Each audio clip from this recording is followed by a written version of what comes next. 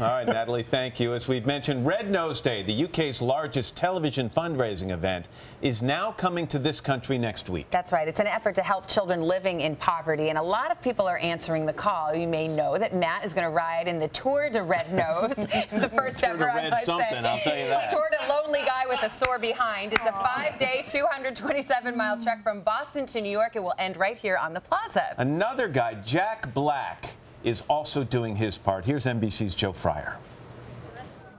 The back street of a Kampala slum is not a place where Jack Black ever expected to be, but he came to Uganda to raise awareness about kids living in poverty. The comedian admits at first he felt this humanitarian mission was miscast.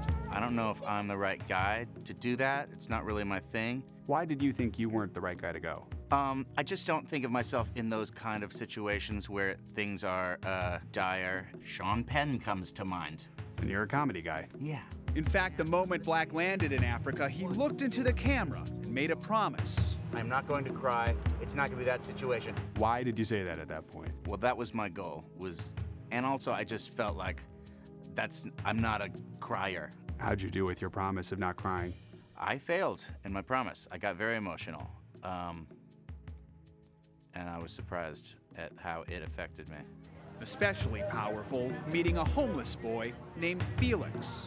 You look for bottles all day long? Yes. Just 12 years old, he scours the city every day for glass and metal, which he can sell so he can eat. How long have you lived on the streets? 3 years. What about your mother and your father? Where do they live? My mommy died. I don't know how he's held on to his humanity, you know. He is a survivor, isn't he? Yeah. Their bond was cemented by a School of Rock moment. He was beatboxing, and I was like, whoa, kid's got skills.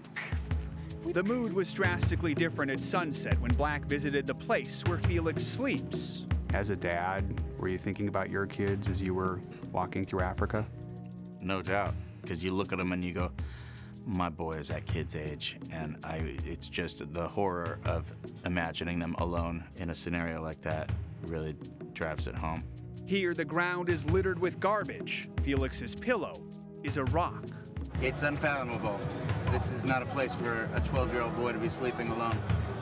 And this is his life. This is where he lays his head at night. The good news is that Felix is now getting help through a program sponsored by Red Nose Day. Jack Black hopes his journey will inspire more people to help the millions of kids who are just like Felix. Was there anything you learned about yourself during this trip? I learned that I'm not a total robot. I do still have some robotic tendencies, but there is some feeling in that strange, cavernous comedian's robot heart. Sometimes the most heartfelt messages are best delivered by the funny guy. For Today, Joe Fryer, NBC News, Los Angeles.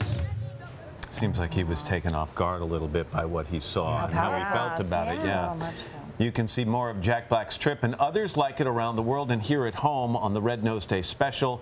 That's next Thursday night, May 21st, 8/7 Central Time, here on NBC. And we should mention, if you would like to contribute to Red Nose Day, just head to our website, today.com, or you can text TODAY to 80077 to donate $10 right now. All right, up next. Hello, Today fans. Thanks for checking out our YouTube channel. Subscribe by clicking that button down there and click on any of the videos over here to watch the latest interviews, show highlights, and digital exclusives.